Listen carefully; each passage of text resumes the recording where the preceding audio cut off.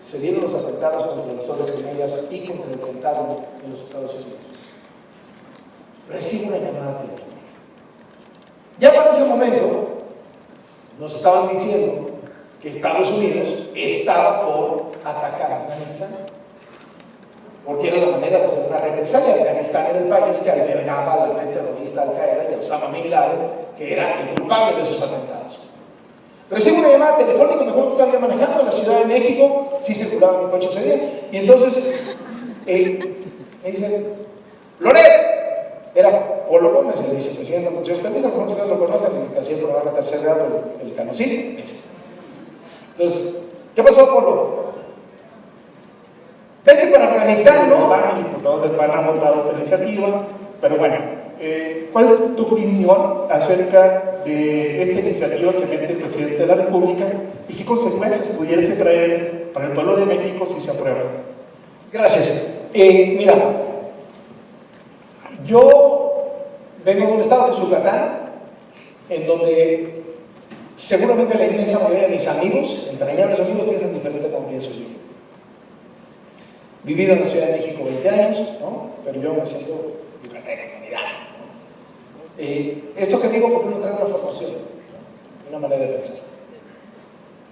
El modelo de familia, como me lo enseñaron a mí en la escuela católica a la que fui, con los hermanos maristas, una extraordinaria educación, digo, el producto de su responsabilidad de uno, no de los maristas, no lo vayan a reclamar a ellos, ¿no? Pero es un modelo que ha demostrado que no tiene las suficientes credenciales para considerarse único viable. Según las estadísticas mexicanas, para no hablar del mundo, por lo menos en 1 de cada 3 hogares hay violencia intrafamiliar. Es muchísimo. Estamos hablando de que hay 8, 9 millones de hogares que viven violencia intrafamiliar de manera cotidiana. Me cuesta mucho trabajo como papá, esposo, heterosexual, perteneciente a una de estas familias tradicionales estándar, salir a defender como único modelo viable uno que falla el 35% de las veces. Por hablar de lo peor, que es la violencia intrafamiliar, porque si le suman los divorcios, ¿no?, que son también de alguna manera el fracaso de ese modelo tradicional, pues entonces la cifra va creciendo. Al mismo tiempo, la vida me ha dado la oportunidad de conocer a personas homosexuales extraordinarias. Y para no ir más lejos, les confiaría a mis hijos. Es más, les he confiado a mis hijos. Les he dejado a mis hijos porque me voy al cine con mi esposa. Yo tengo 3 amigos gays, una mujer y 2 hombres, que son de toda mi confianza. Y tengo muchos más amigos heterosexuales, muchísimos más, y parejas, y también les dejo a mis hijos. Entonces, decir que un homosexual es un enfermo no es algo que yo pueda descubrir, por lo menos en mi realidad. Creo que hay tantos locos, desquiciados sexuales y enfermos disfrazados de heterosexuales normales, como los hay homosexuales.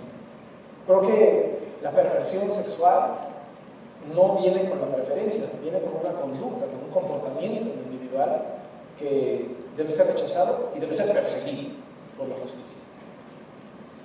Entonces, la verdad es que yo estoy desde hace muchos años, independiente de que Peña Nieto, por estrategia política, se haya robado esta iniciativa y la haya presentado, bueno, muy bien que lo haya hecho. Pero independientemente de lo que haya presentado desde hace años, cuando este debate empezó en la Ciudad de México, me pronuncié claramente a favor. Yo estoy a favor de los matrimonios entre personas del mismo sexo. No tengo ningún problema en que lesbianas o gays sean maestros de mis hijos. No creo que les vayan a contagiar nada, ni les vayan a enseñar nada.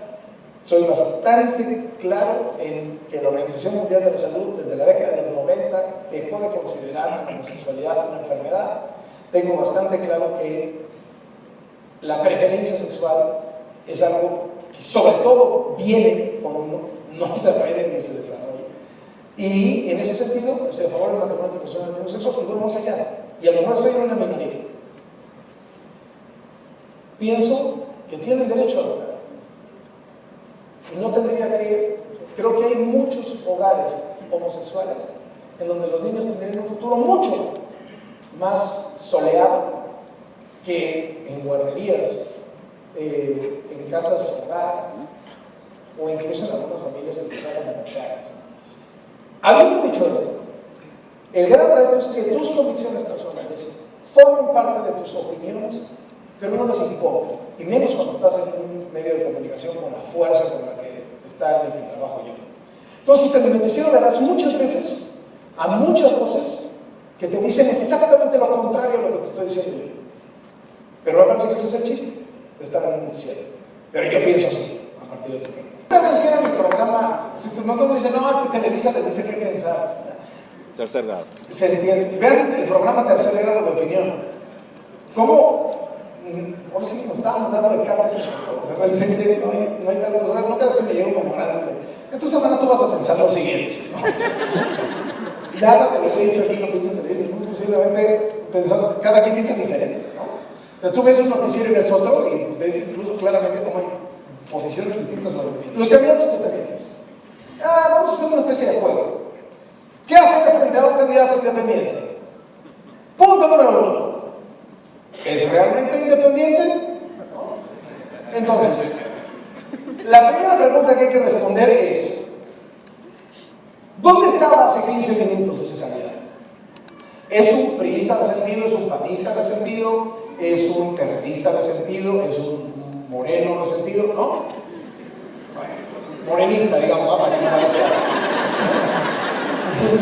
¿Es un afro, no, político resentido? No. Es decir, ¿dónde está? ¿De dónde viene? ¿De dónde sale? 2. ¿Quién está económicamente detrás? Eso también tiene que resolver si realmente es independiente. ¿Independiente de qué? Sin partido está claro que son. Eso es un fact. Pero ¿cuántos de ellos, y muchos cumplen con el requisito y muchos no, son realmente surgidos de la sociedad civil?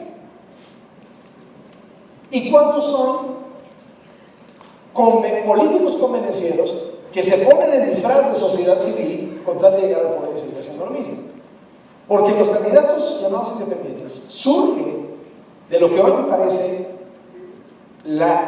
el gran motor de las elecciones en el mundo, la corrupción. Es decir, la indignación por la corrupción. Antes se decía, y era muy famoso, es la economía estúpido, it's the economy stupid, ¿no? Decía Bill Clinton, y volvió famosa esa frase. Las elecciones se ganaban por el bolsillo, ¿no? Si iba bien económicamente, podías ganar si estabas en el gobierno, pero si iba mal económicamente, entonces estabas en la oposición, ganabas.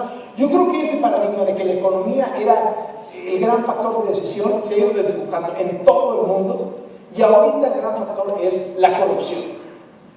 Ahí es donde surge la podredumbre de la corrupción, contagia a todos los partidos políticos y surgen entonces estas propuestas de candidatos independientes. Hay que tener cuidado, hay que ver quiénes sí son representantes genuinos de la sociedad civil y quiénes son políticos o defensores de ciertos intereses disfrazados de sociedad civil.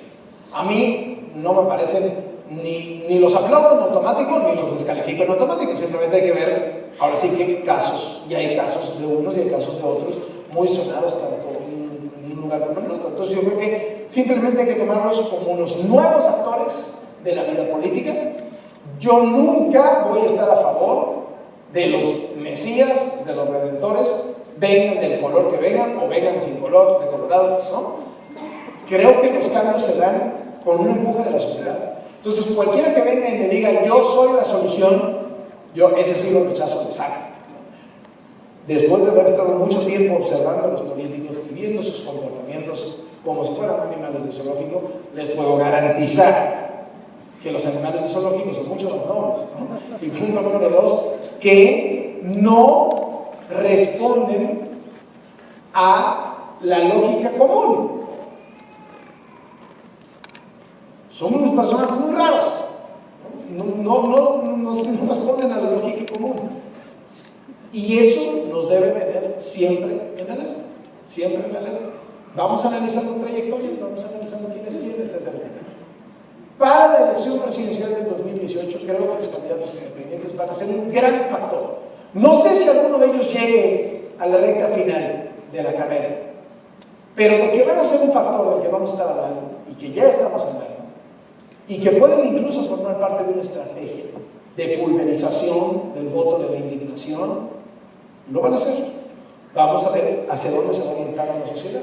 Si finalmente repetimos un escenario de elección como tuvimos en 2000, entre la Bastida y Fox, 2006, Calderón López Obrador, 2012, Peña Nieto López Obrador, en donde hay dos finalistas reales, o si tenemos un escenario en donde está todo pulverizado, y entonces tienes al candidato del PRI, del PAN, del PRD, de Morena, Independiente 1, Independiente 2, Independiente 3, Independiente 4, Movimiento Ciudadano, PT, PANAL, ¿no? Partido Verde. Perdón por hablar de esas cosas antes de la cena, ¿no? Pero, o sea, yo creo que son los dos escenarios posibles para el 2018 y hay que estarlos observando. ¿Quiénes son verdaderos independientes de la sociedad? ¿Quiénes son comparsas de los políticos? ¿Quiénes son políticos, los sentidos? Y no meterlos todos en la misma casilla, ¿no?